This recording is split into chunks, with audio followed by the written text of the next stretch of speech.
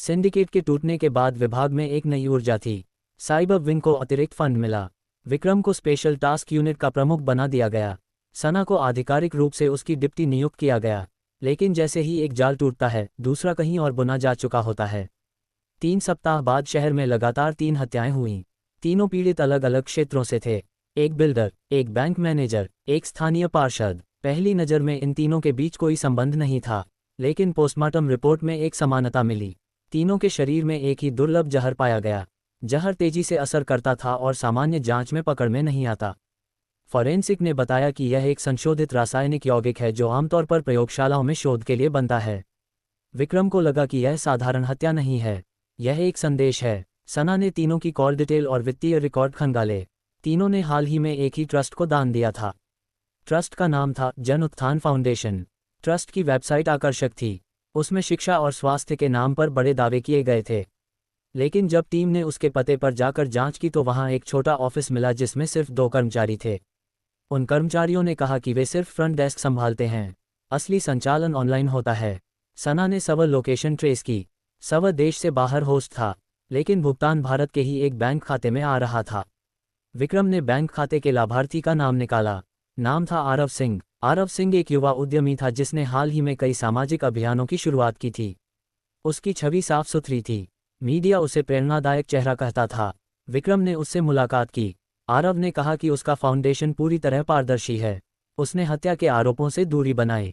लेकिन जब उससे पूछा गया कि दान देने वालों की सूची में मारे गए तीनों लोग क्यों थे तो उसने कहा कि बड़े दानदाता अक्सर सामाजिक प्रतिष्ठा के लिए नाम जोड़ते हैं।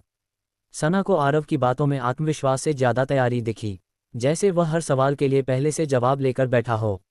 उसी शाम एक और हत्या हुई। इस बार पीड़ित एक पत्रकार था जो हाल में जन उत्थान फाउंडेशन पर रिपोर्ट तैयार कर रहा था।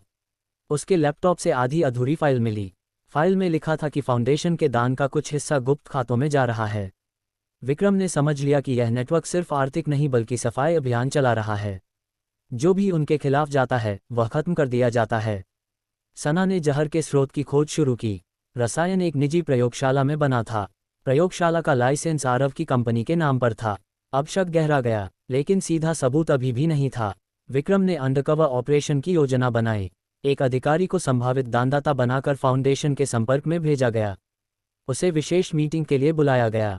मीटिंग एक आलीशान फार्म हाउस में हुई। अंदर कुछ चुनिंदा लोग बैठे थे। आरव ने वहां भाषण दिया।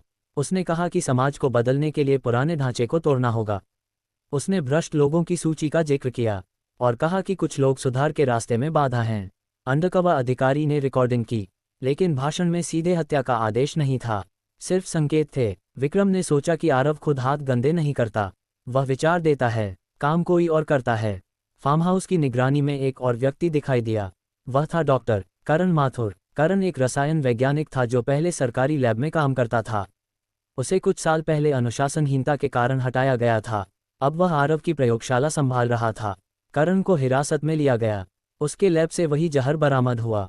करण ने पहले कहा कि यह सिर्फ शोध के लिए है, लेकिन जब उसे पीड़ितों के शरीर से मिले रासायनिक नमूनों से मिलान दिखाया गया तो वह घबरा गया। उसने स्वीकार किया कि जहर उसने बनाया, लेकिन उसने कहा कि आदेश आरव से नहीं बल्कि एक अज्ञात व्यक्ति से आते थे। भुगतान नकद में होता था और संपर्क एक मध्यस्थ के जरिए होता था। मध्यस्थ का नाम था रितेश। रितेश को ट्रैक किया गया। वह शहर छोड़ने की तैयारी में था। एयरपोर्ट पर उसे पकड़ लिया गया। पूछताछ में उसने बताया कि वह सिर्फ संदेश पहुंचाता था। असल आदेश एक एन्क्रिप्टेड चैट से आते थे। उस चैट का यूजर नेम था 0। सना ने उस चैट सर्वर को ट्रैक किया। सर्वर एक प्राइवेट नेटवर्क पर था। उस तक पहुंचने के लिए विशेष कोड चाहिए था। रोहन ने फिर डिजिटल घुसपैठ की। कई दिनों की मेहनत के बाद वह 0 के नेटवर्क तक पहुंच गया। नेटवर्क में एक ही एडमिन था। आईपी एड्रेस हर बार बदलता था, लेकिन एक बार वह चूक गया। एक लॉगिन शहर के एक होटल से हुआ था। विक्रम टीम के साथ होटल पहुंचा। कमरे में आरव मौजूद था। उसके लैपटॉप में वही एन्क्रिप्टेड चैट खुली थी। अब सबूत सामने था। आरव ने गिरफ्तारी के समय शांत चेहरा बनाए रखा। उसने कहा कि वह अपराधी नहीं बल्कि सुधारक है। उसने दावा किया कि जिन लोगों की हत्या हुई वे भ्रष्ट थे। वह समाज को साफ कर रहा था। विक्रम ने कहा कि कानून का निर्णय अदालत करेगी, कोई निजी संगठन नहीं। जांच में खुलासा हुआ कि फाउंडेशन के नाम पर पैसा इकट्ठा कर एक गुप्त सूची बनाई जाती थी। उस सूची में वे लोग होते जिन्हें बाधा माना जाता। करण जहर तैयार करता, रितेश व्यवस्था करता और आरव अंतिम मंजूरी देता। यह एक व्यवस्थित सफाया अभियान था। अदालत में केस चला। आरव ने खुद अपनी पैरवी की। उसने नैतिकता की लंबी दलीलें दीं, लेकिन डिजिटल और रासायनिक सबूत मजबूत थे। करण और रितेश ने भी गवाही दी। अंततः अदालत ने आरव को दोषी ठहराया। जन उत्थान फाउंडेशन को भंग कर दिया गया। पीड़ितों के परिवारों को न्याय मिला। विक्रम ने महसूस किया कि अपराध कभी कभी आदर्शों की आड़ में भी आता है। कभी वह खुद को समाज सुधार कहता है, लेकिन अगर वह कानून तोड़ता है तो वह अपराध ही है। सना ने कहा कि हर दौर में कोई न कोई खुद को न्याय का ठेकेदार मान लेता है। विक्रम ने जवाब दिया कि इसलिए कानून की जरूरत है। कुछ महीनों की मेहनत के बाद शहर फिर शांत हुआ, लेकिन विक्रम जानता था कि यह शांति अस्थायी है, क्योंकि लालच, बदला और शक्ति की चाह इंसान के भीतर हमेशा मौजूद रहती है। और जब तक ये भाव हैं, तब तक अपराध भी रहेगा। उसने अपनी टीम को तैयार रहने को कहा, क्योंकि अगला खतरा कब और किस रूप में आएगा कोई नहीं जानता।